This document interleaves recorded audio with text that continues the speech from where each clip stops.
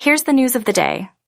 Manta Aircraft and Shenyang Aviation Industries partner to develop the An hybrid electric aircraft for regional mobility, enhancing China's eVTOL market with a long-range multi-purpose design.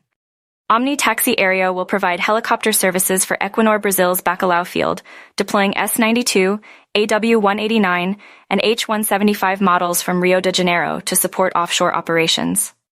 Rotor Trade sold a pre-owned H-135 helicopter from Malaysia to Motorflug GmbH, now customized for the German Federal Police's operational needs.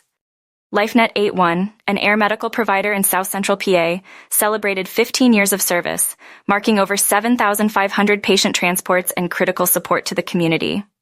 King's College Hospital celebrates 8 years of its rooftop helipad, reducing patient transfer time to critical care from 25 to 5 minutes, saving lives with rapid emergency response.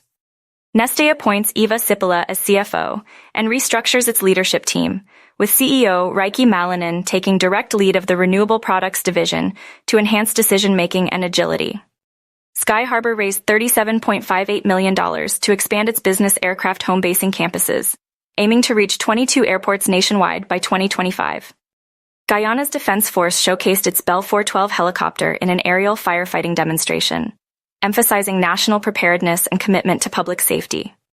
To learn more, follow us on YouTube, X, LinkedIn, Instagram, or visit us at avfoil.com/news.